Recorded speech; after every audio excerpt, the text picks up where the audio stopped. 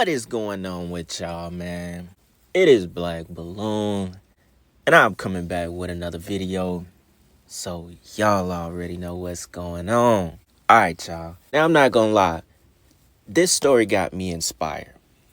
It got me inspired to dig just a little bit more. Now, with the help of one of the co-founders, D-Storm Power, he posted a video to his Instagram, which got took down.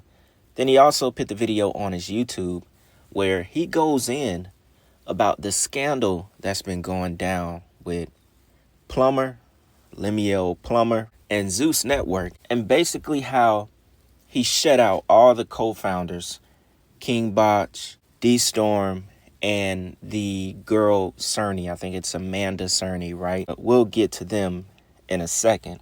So I watched the entire video that D-Storm Power dropped, right? Instantly knew we had to react to it on the channel.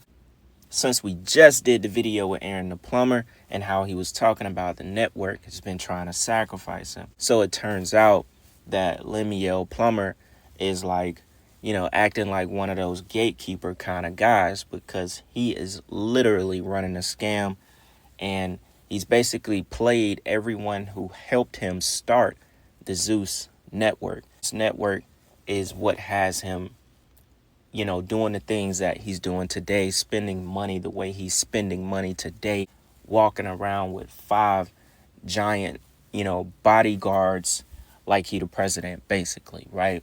And when we check out this video from D-Storm Power, which is one of the original co-founders of the Zeus network, y'all, the story is crazy. And the guy really is a snake. So, and of course, a person like him, first off, somebody said in the comments, he looked like a thumb. And now I can't unsee it. He really does look like a thumb. But a guy like him, man, you can see straight through him. He's a lame, he's a lame with money. He snaked out everybody because, he's been in the industry since he was 20 years old. I think he produced the Monique show on BET. BET gave him his first, couple steps in the industry. We can get into a little bit more about him here in a second, but he's a lame with money. That's the kind of guy that he is. He's a snake. How he gets away with it, maybe it's because of his connections and his ties to the industry. Sometimes that oath that they take, it puts them a couple of steps ahead of people, and in a sense they kind of become untouchable, and they're able to scam a bunch of people out their money, and all these people get to do is make videos about it and watch him spend the money that he owes them. It's just the way that it goes. But of course, in the time that we're living in, this stuff is going to hit the internet and it's going to be exposed. And of course, he has like sexual assault things going against him as well, as far as sleeping with some of the girls on the show, all kind of stuff. We're going to get into that. But first, we're going to go ahead and check out some of the video with D-Storm Power, right? Now, it's about 9 minutes long, so I may break it in half, come in and talk about it a little bit just so we don't get off track. So with that being said, y'all, check this out. Well, I see Lemmy Plumber, or Lemon Pepper as y'all call him, is up on X spewing lies. But let me tell you something. Never trust tweets, only trust receipts. I'm about to break down for you the entire situation when it comes to Zeus ownership. I get a call from a good friend of mine, Lamorne Morris. Congrats on your Emmy, by the way, my brother. Lamorne tells me that he has a colleague named Lemmy Plumber who wants to meet with me about starting a social network. His pitch was he wanted to start a black Netflix for influencers and call it the Social Network, which was already a Facebook movie, by the way. He offered me a good amount of equity in the company and said he was going to look out for Lamorne for connecting us. He never looked out for Lamorne. Now, at the time, I had the biggest series on the internet called the Cart Series. Wait, baby, don't do that, no. Had over 500 million views. It was nominated for an Emmy, 4 Streamies, winning 2. Then Lemmy asked me, are there any other influencers I could bring on as partners, because we needed some heavy hitters in social media for this thing to work. I said, how about I reach out to another longtime friend of mine, King Patch? He had the numbers. Lemmy agreed. Batch agreed to join. Let me say we need one more partner, some diversity. So Batch reached out to Jake Paul, but Jake was working on another project and said, I'll at least give y'all an episode on round one. Welcome to the Taj Mahal. Then Batch said, what about another good friend of ours, Amanda Cerny? She was getting millions of views, making millions of dollars off of brand deals. We all agreed. Now at this point, I broke down my equity so myself, Batch, and Amanda could have even equity across the board, and we all became co-founders. I met with Daystorm, King Batch, and Amanda Cerny, who were pretty big influencers. Yes. And we ended up, I brought them on board. Lemmy was supposed to be behind the scenes as the CEO, and the three of us were to be the face of the network, myself as the president. In the coming weeks, we started a group chat, and the founders came up with a new name for the social network. Some of the names was trash. And then one day I thought, wait, Nike was a Greek god. They were successful with their shoe and apparel line. Why don't we name ourselves after a Greek god? Let's be Zeus. So then Amanda's like, I had a dog named Zeus. Shoot, I like it. Daystorm actually came up with the name Zeus. We were strategizing and talking about different names. So then became the Zeus Network. So like I said, I wanted to break up the clip one time just so I didn't have to explain all of this toward the end of the video, right? So basically, in that first section of the clip, you get kind of a typical story. He used everyone to get the platform started, promised a bunch of payouts that were never paid for the people who helped build Zeus Network. So it lets you know the kind of person, network, everything that you're dealing with, because it was built on disloyalty, it was built on lies, it was built on scams and stuff in the first place. Basically, he was someone that already had knowledge of this stuff, and all he needed was other people's money. Those angel investors, those silent investors, the people who are openly promoting the network, promoting the app, so on and so on, right? You can pretty much say his plan worked, but these people are coming out and exposing him because he says they didn't participate. They weren't co-founders, when he's actually on record admitting that the guy who we're watching, he actually came up with the logo, him and the other girl, which was the Greek name Zeus. And he got it from thinking about Nike, because we know Nike was also in Greek mythology a goddess. It made me think about Nike and the way that Nike was started. I mean, Phil Knight being the co-founder, I think he himself is worth 33 billion actively right now. Really quick, in Greek mythology, Nike was the goddess of speed, strength, and victory, also known as the winged goddess. Nike is most often pictured as having wings. She was the child of Pallas, excuse me if I'm mispronouncing these words, and Styx. In most belief, Styx is the name of the river that separates planet Earth from the gates of hell, which was Hades. Now it says Nike and her three sisters were brought by Styx to Zeus to assist him in the great Titan battle, whose ultimate goal was to gain control of Mount Olympus. Ancient Greeks worshipped her because they believed she could make them live forever, that she was able to grant humans the strength and speed needed to be victorious in any task they undertook. So this lets you know this stuff is done, strategically. Phil Knight and, his co-founder, they didn't just name Nike just because Nike sounded good. These people worship these gods.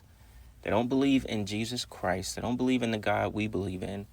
They don't have the same practices as us. He's a billionaire.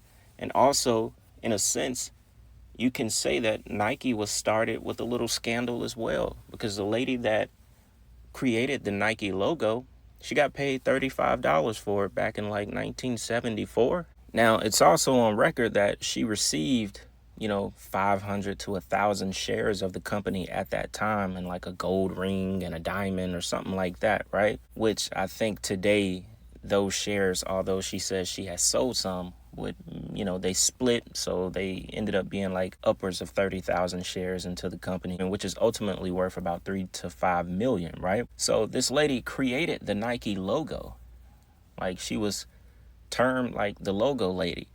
She created, basically, when you look at Nike, there's no Nike without the logo. When people see the Nike logo, they relate that to the word Nike. The average person is not thinking about Nike being a Greek goddess. Now, I know we're not talking about Zeus Network right now, but it relates if you get what I'm trying to say. You know, when you see the logo, you see Nike. You don't see a Greek god.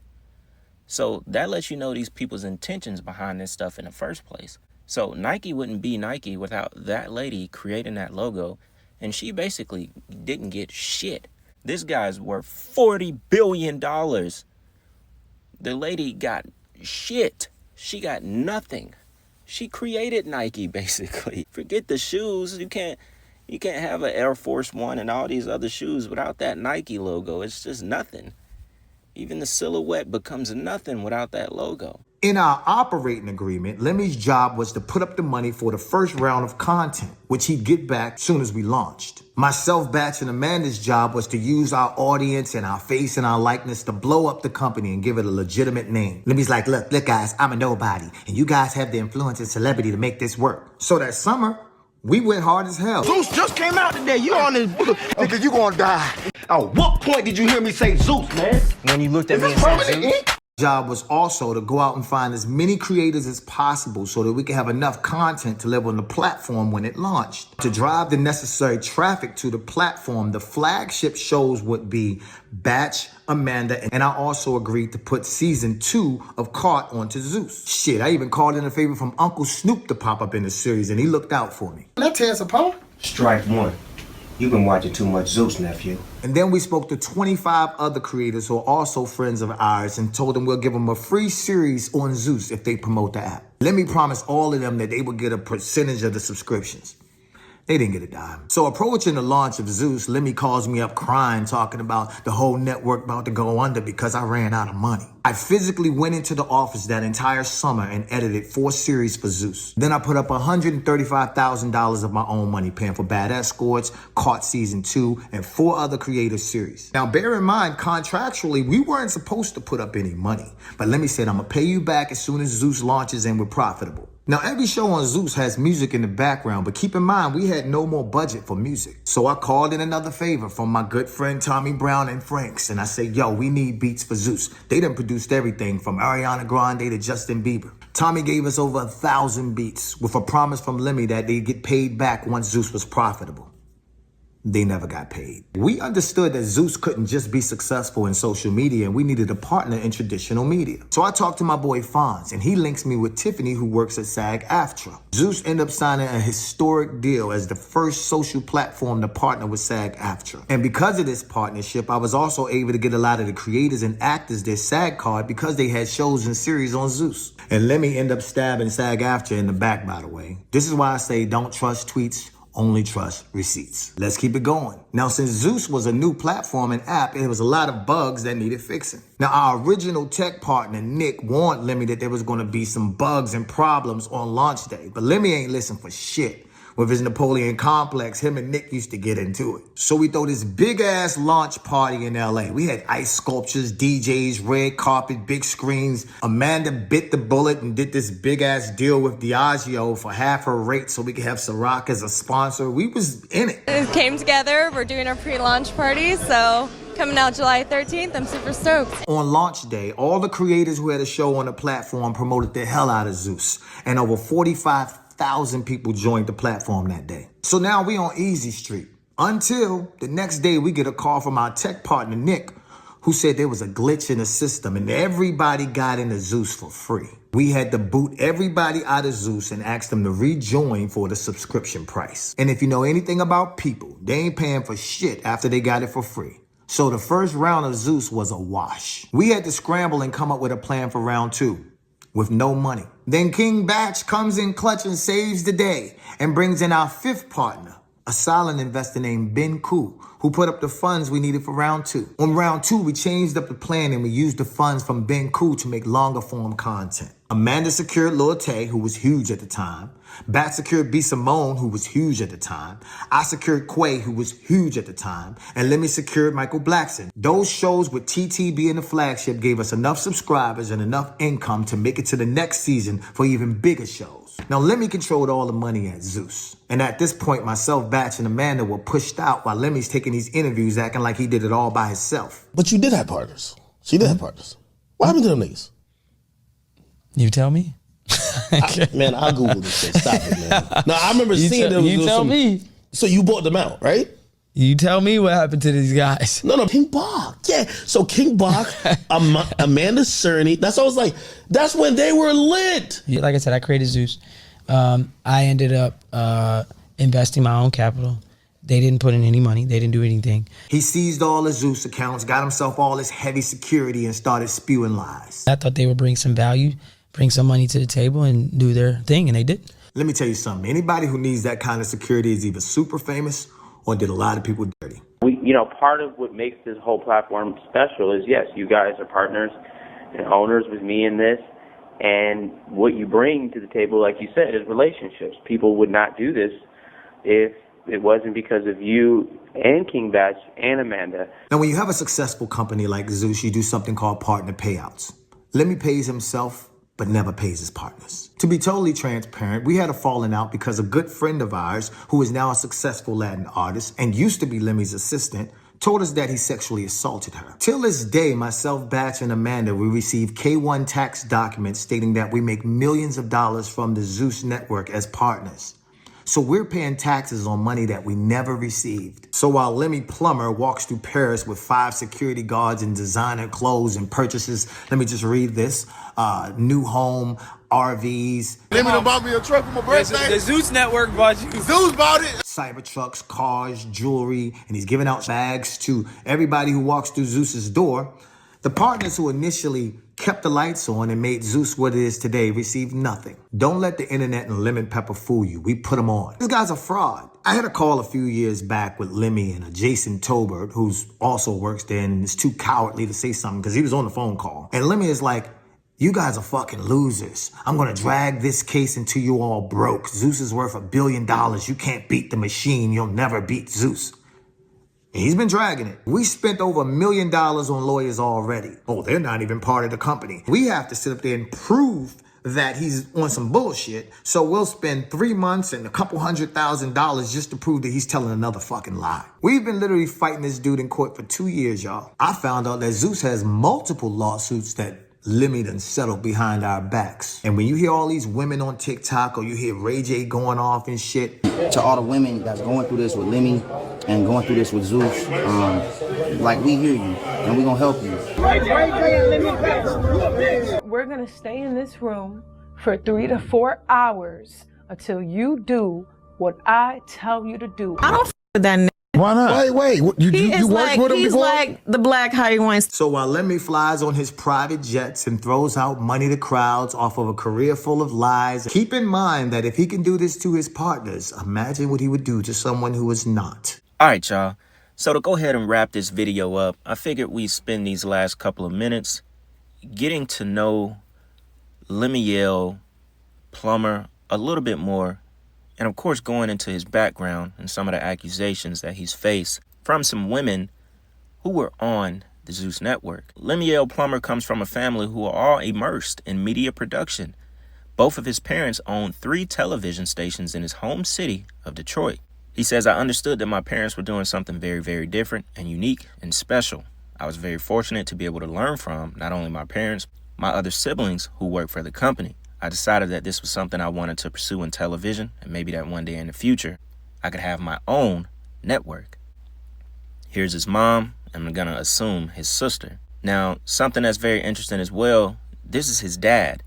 Looking at him kind of give me like vibes of the dude Horace from that Tyler Perry show that's been like going around that was on Netflix. Y'all know what I'm talking about, Beauty in Black. I swear this is giving me those vibes right now. But so somebody told me this in the last video with the Aaron the Plumber video we did, the first part to the series, right? And they brought up the fact that his dad was the Bishop of Israel. I thought that was very interesting. So he's a businessman, pastor, teacher, and the Bishop of Israel. Also, this picture, very interesting, is he wants to fully make that triangle with those hands. It's there. Sometimes they just don't fully make it, but it's there. And y'all already know what that means. So I think we were pretty spot on as far as him already having, you know, that connection to the industry and an oath that I'm sure he's already taken, probably through his father. It says prior to launching Zeus Network in 2018, Plummer landed a first look deal with BET Networks at the age of 20, where he produced hit series including The Monique Show and The Family Cruise. He also sold his first show, Preachers of LA, to Oxygen before shifting to a more secular style of entertainment. So if you think about it, at 20 years old, like I said earlier, he got into the game with BET. Had no idea that he produced The Monique Show and The Family Cruise. I had no idea. So he says, I just really felt like I needed to do something that was just bigger. Like selling shows was great, and they gave us millions of dollars to produce these series, but they ultimately controlled everything. And this is how he started his passion, I'm going to assume, to launch Zeus Network. Now, it also goes on to say that he was accused of being intimate and even abusive towards some of the women he's casted for his Zeus shows. John has never addressed rumors about her marriage to Plummer, but he has exploded on those accusing him of heinous acts many times. Then it goes on to say, Plummer's name jumped from the credits when former baddie star Stunner Girl accused him of underpaying employees, underserving staff, and having unprotected sex with baddie stars Scotty and Anna Mac. The rapper also shared screenshots of alleged text messages exchanged between her and Scotty, where the latter allegedly admitted to sleeping with Plummer and him giving Anna Mac chlamydia. However, all parties denied contracting an STD, with Plummer sounding off on Stunner Girl, who has been accused of being bitter since she isn't on the show anymore. They think they're out there clearing something, but they need to focus on clearing those records that's not coming out. That was basically him firing back at the girl who said he gave another cast member chlamydia. Then it also goes on to say an unknown woman claiming to have been a former Baddie's cast member created the online forum where she accused Plummer, Natalie Nunn, and the network of sex trafficking, sexual assault, physical assault, coercion, intimidation, theft, pandering, and financial abuse. She also claims that Nunn and Plummer are luring in talent with promises of fame and fortune, but instead are subjecting them to a deeply harmful environment. They're not the only people to say that, as I think Ray J went on to say he's like the Black Jeffrey Epstein. And there's the girl that was in the clip earlier, if you caught it, she said he's like a Harvey Weinstein. So there's definitely, things that are going on around his name. It doesn't seem far-fetched, just like D-Storm Power said, if he will screw over his partners who started everything, you can only imagine what he's doing to these girls who want fame, who want money. I mean, that's the way Hollywood is. Hollywood was built on, the casting couch is built on false promises. So, the person who is offering you all of this stuff, they make money and they're able to do what they want. They're able to sex traffic, physically assault you, intimidate you, dangle all of this money and fame in your face, get you to do certain things that, you will never see the benefits from. And he definitely falls in line as being one of those guys. Because like I said, if you'll snake the people who, got you to the position you at, you're definitely doing all kinds of stuff to these women who are seeking fame, who are seeking money, and at the time are just blind and dumb to it. That's just what it is at the end of the day, man. So I think we'll go ahead and wrap this video up here. If anything else comes out in the future about it, y'all already know we'll jump on it. Let me know what y'all think about this video, man. So with that being said, it's Black Balloon, and I'm going to see y'all soon. I'm out.